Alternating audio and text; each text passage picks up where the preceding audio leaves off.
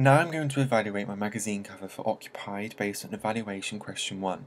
In what way does your media product use, develop, or challenge forms and conventions of real media products? As you can see straight away, my magazine cover adheres to the forms and conventions of a film magazine, and my target audience agreed with this when I asked them for their feedback. I have tried to base my magazine cover around the designs of Empire, with aspects of the more independent and not so well-known horror magazine, Fangoria. I decided to take inspiration from both of these magazines, as Empire effectively portrays all of the relevant codes and conventions of an everyday magazine, meaning I could base my layout and style on Empire, whereas I based colours, text and images from the horror-specific film magazine, Fangoria.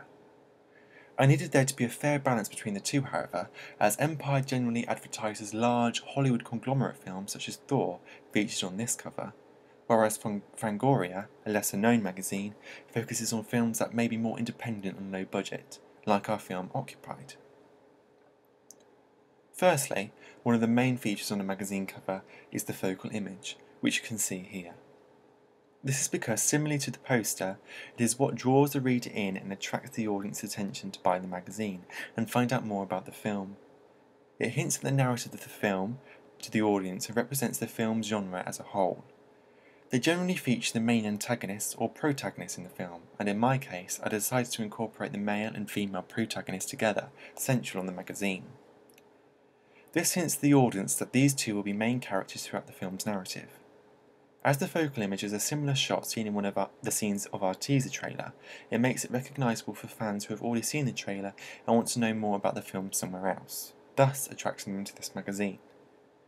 I took inspiration from the magazine Entertainment Weekly, that features the female and male protagonists from the film Paranormal Activity on their cover, like I have done on mine. It makes it easy for fans to recognise the characters and the actors and be drawn to the magazine because of them immediately.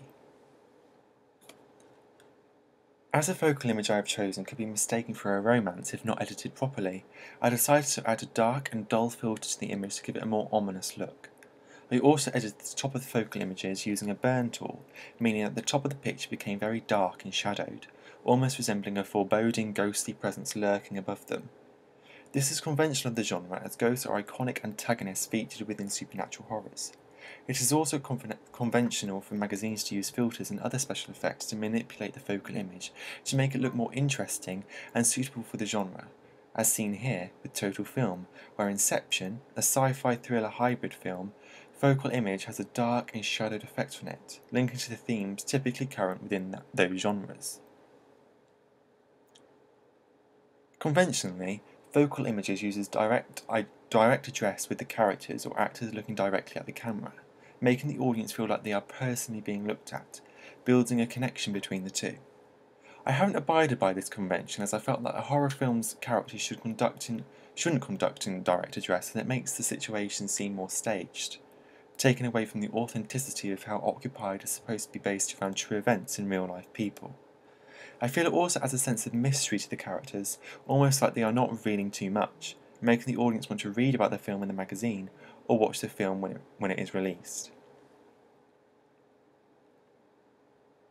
The focal image is also the largest feature on the magazine, conventional of almost all film magazines, as it depicts the main feature within the magazine, and it is the main thing that attracts the audience and grabs their attention.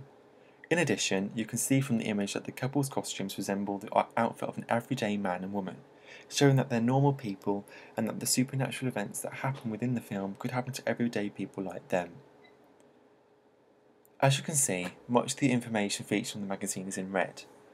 I decided to make the typography red as it is a conventional colour of the supernatural horror genre that connotes danger and resembles blood, another icon of the genre. Many other supernatural horror magazine covers use the same colour, as it is an easy, clear and effective way of showing that the film is a horror film to the audience. I also used the red typography as a way of making the text stand out against the dark effect used on the focal image, making it eye-catching for the audience.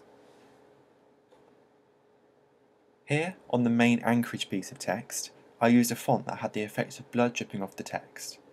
I felt this was an effective way of making it different and eye-catching from the other piece of information on the cover, as it is supposed to be the main anchorage headline highlighting the main article within the magazine. Also, blood is an icon of the genre, an easy way of making the genre identifiable for fans at first glance. It also hints at the narrative of the film, suggesting that blood could be featured within our film. Blood is something that fans of the genre want to see when watching horrors, and so making this clear is an easy way of attracting them to the magazine. Another piece of text I chose that's fonted clearly for a horror genre is here at the bottom of my cover. To make my magazine cover seem as professional and realistic as possible, I looked at examples of other magazine covers to gain inspiration from. For example, Empire has its issue month and price within the film's title, something that I have tried to replicate here. I have also used the tagline, "The World's Best Horror Magazine," to persuade people to read the magazine, but also as its technique used by other magazines such as Empire here and Total Film, making it a conventional technique. On the right-hand third of the magazine cover, I have listed some of the articles featured within the issue. I got inspiration for this from the Fangoria magazine cover that does it in a similar style. Like previously said, the fact that it is in red stands out against the focal image and relates back to the genre. It is conventional for magazine covers to try and pack a lot of information on their covers, as it makes it look like that the reader gets a lot of information in the magazine, thus persuading them to buy it.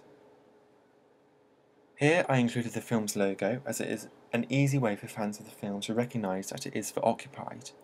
It is conventional for magazine covers to include the name of the film it is promoting on the cover clearly, as it is a vital piece of information that the reader needs to know. I also included buzzwords such as exclusive and plus to show to the reader that what they will get in this magazine they won't be able to get in any other. Other conventional elements to magazines that I decided to include was the barcode at the bottom and the magazine's website at the top, situated underneath the magazine's logo, as these are featured on almost all magazine covers.